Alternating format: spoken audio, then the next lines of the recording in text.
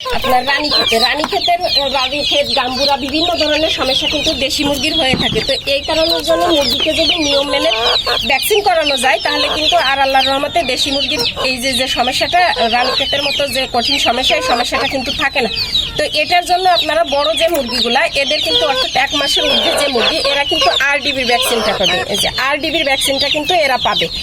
আর যেগুলা হচ্ছে ছোট মুরগি অর্থাৎ এই যে এরকম ছোট এরা কিন্তু BCRDBর ভ্যাকসিনটা পাবে। তো RDBর ভ্যাকসিনটাই আজকে আমি আপনাদেরকে দেখাবো, এই RDBর ভ্যাকসিনটা। তো এই ভ্যাকসিনটা করাতে হলে অবশ্যই আপনাদেরকে ওষুধটা 1 সিসি ভ্যাকসিনটা আছে এটা কিন্তু করাতে হবে। তো RDBর ভ্যাকসিনটা হচ্ছে আপনার রানীক্ষেতের ভ্যাকসিন, এটা আমরা কম বেশি সবাই জানি। আর এই ওষুধটা গলানোর নিয়ম হচ্ছে একটা ভ্যাকসিন বাংলা কিন্তু 100টা মুরগিকে দেওয়া যাবে। তো 10 সিসি করে যে সিরিজটা আছে আপনারা ওইটা 10টা দিবেন, দিলেই 100 সিসি হয়ে যাবে। আর এই ওষুধটা যখন দিবেন তখন হচ্ছে আপনার মুরগির এই যে মাংস যেখানে আছে এইখানটাতে দেওয়ার চেষ্টা করবেন, এই যে পাখার নিচে যে মাংসটা। তবে দেওয়ার সময় অবশ্যই একটা জিনিস লক্ষ্য রাখবেন যেন শিরাতে যেন না যায় এবং খাদ্য নালীর দিকে যেন না যায়। আর যদি বুঝার কষ্ট হয় আপনাদের ওইখানে তাহলে এই যে রানের যে মাংস আছে এইখানটাতে দেওয়ার চেষ্টা করবেন। মা মুরগি ধরো,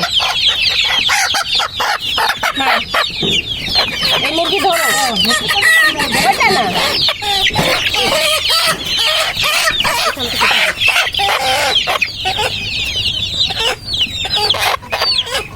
তো এই যে আপনারা যে ভ্যাকসিনটা করাবেন অর্থাৎ এই যে এখানে দেখেন শিরাও নাই বা অন্য কোনো কিছু নাই, এই যে মাংসটাতে আপনারা দেওয়ার চেষ্টা করবেন।